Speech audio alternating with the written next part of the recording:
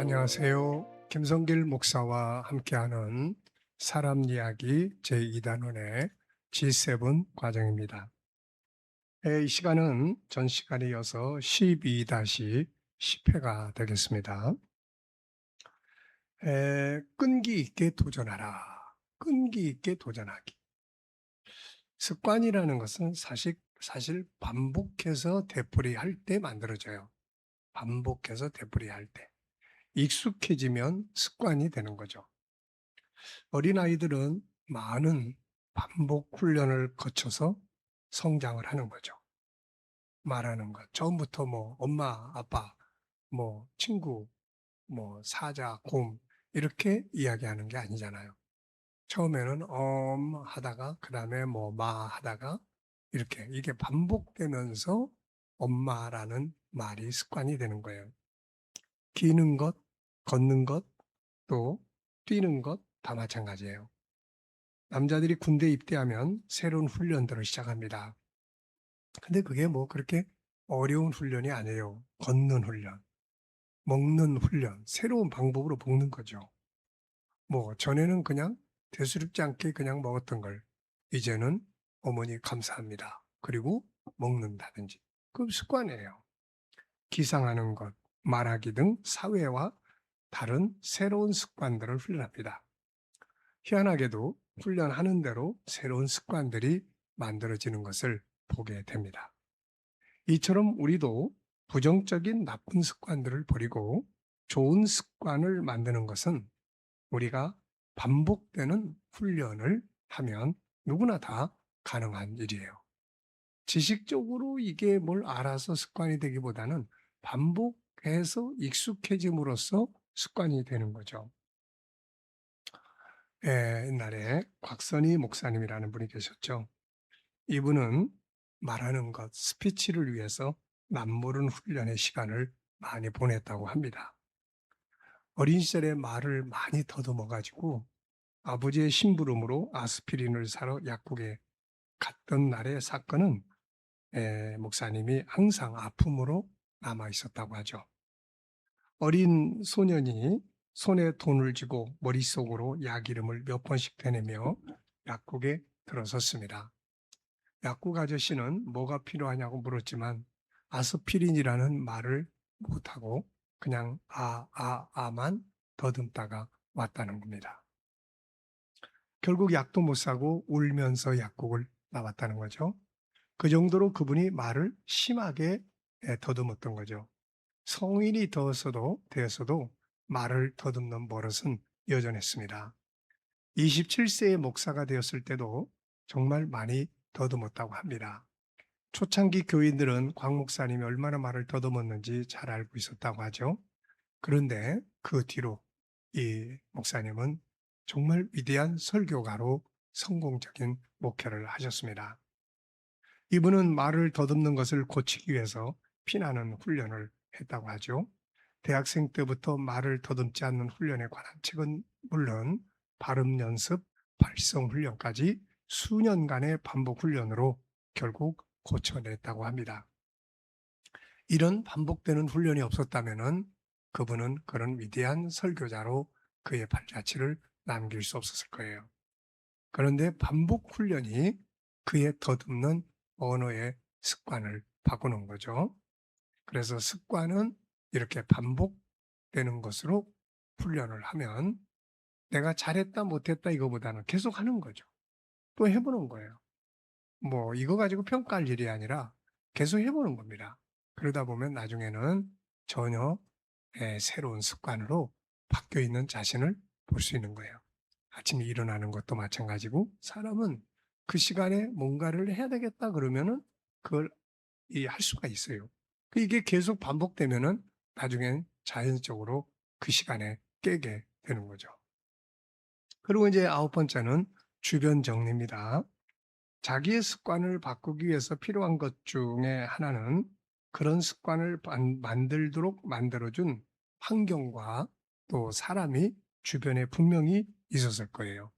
나한테 안 좋은 습관을 내가 가지고 있다면 분명히 그 습관은 누군가로부터 보고 들은 것을 내가 행동하는 데서 만들어진 것일 거예요. 말하는 습관, 또 어떤 행동하는 습관 이런 것들이 다 마찬가지예요. 그렇다면은 안 좋은 습관을 만들도록 영향을 끼친 사람들, 이들을 좀 멀리하는 게 좋아요. 그리고 그런 환경을 좀 멀리하는 게 좋습니다. 반면에 좋은 환경, 좋은 습관을 만들어주는 영향을 끼칠 수 있는 사람들을 옆에다가 같이 두고 살면 좋은 습관으로 바뀔 수가 있게 됩니다. 술집 옆에서 살면서 아무리 술을 안 먹겠다고 강조해도 얼마 안 가서 술독에 빠지게 되죠. 도박을 안 하려면 도박하는 친구나 도박장 옆을 떠나야 합니다. 도박하는 친구를 항상 친구로 삼고 만나면 그런 이야기를 듣고 도박장 옆에서 항상 살고 있다면 그 사람은 도박의 습관이 자기도 모르게 이제 만들어지게 되는 거죠. 김유 씨는 자신의 인생을 새로 바꾸겠다고 하면서 늘 다니던 기생집을 결국 안 다니기로 결심했는데 그가 타고 다니던 말이 자기도 모르는 사이에 기생집으로 가게 됐다고 하죠. 그러자 그는 이 습관을 바꾸기 위해서 말에 목을 베었다고 합니다. 요셉 역시 보디발 장군 아내의 유혹을 받을 때 그 자리를 피함으로써 유혹에서 빠져나온 것을 볼 수 있습니다. 그래서 습관을 바꾸려면 주변의 환경, 늘 만나고 함께하는 사람들을 좀 이렇게 바꿔보는 것.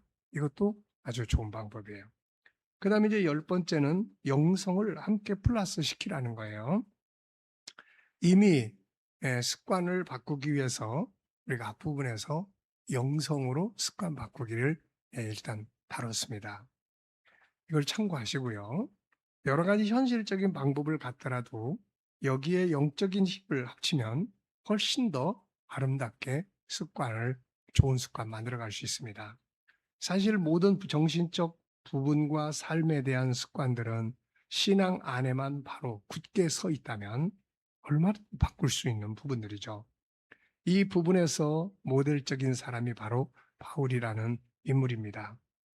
이분은 이렇게 이야기했죠. 고린도서 5장 17절에 그런즉 누구든지 그리스도 안에 있으면 새로운 피조물이라. 이전 것은 지나갔으니 보라 새 것이 되었도다. 이렇게 말씀하고 있어요. 그리스도 안에서 새로운 피조물이 된 겁니다. 완전히 바뀐 거죠. 인생관, 인간관, 물질관, 가치관 등 모든 것이 다 바뀌게 됩니다. 이것은 어떤 특별한 교육에 의해서가 아니라 예수 그리스도를 만나고 천국을 가보고 성령 충만한 데서 이루어진 일입니다.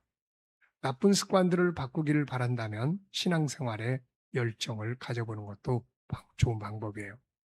그것이 꼭 교회가 아니더라도 내 가정에서나 내 골방에서나 내 사무실에서나 영적인 일을 하는 거예요. 기도 생활, 말씀 묵상 생활 이런 것들을 꾸준히 먼저 습관화하면 그 속에서 자연히 나쁜 습관들을 바꿀 수가 있게 되는 겁니다. 자, 이 신앙 안에서 수많은 사람들이 도박의 습관을 바꿔 살았고 언어의 폭력도 바꿨고 쾌락과 향락, 술 중독, 잘못된 삶의 습관들을 다 바꿔 온 겁니다. 자, 여기에는 우리 모두가 다 예외가 될 수 없죠. 인간적인 노력과 함께 열정적인 신앙 생활을 반드시 우리가 만들어 보면 아주 습관을 바꾸는데 효과적이라는 걸 알게 됩니다. 인간적인 노력만 가지고는 사실 100%가 될 수가 없죠. 에디슨은 과학적인 영역에서도 99%의 천재의 노력과 1%의 영감이 필요하다고 이야기를 합니다. 이처럼 인간의 힘만 가지고 뭐든지 다 완성될 수는 없어요. 그래서 하나님과 힘을 합치면 훨씬 더 좋은 결과를 만들어 낼 수가 있습니다. 요셉, 다니엘 이런 사람들의 승리는 자신들의 노력에다가 하나님의 힘을 합쳐서 만들어진 거죠. 시편 127편 1절 2절은 이걸 잘 설명합니다. 여호와께서 집을 세우지 아니하시면 세우는 자의 수고가 헛되며 여호와께서 성을 지키지 아니하시면 파수꾼의 깨어 있음이 헛되도다. 너희가 일찍이 일어나고 늦게 누우며 수고의 떡을 먹음이 헛되도다. 그러므로 여호와께서 그의 사랑하시는 자에게는 잠을 주시는도다. 평안을 주신다. 쉼을 주신다. 그런 말입니다. 하나님과 함께 파트너십을 가질 때 내가 좀 미진한 것들을 훨씬 효과 있게 만들어 갈 수 있습니다. 자, 습관 바꾸기. 다음 시간, 한 시간을 더 해야 되겠는데요. 오늘도 좋은 습관 만들어 가보시기 바랍니다. 이 시간 말씀 여기까지 하고 마치겠습니다. 감사합니다.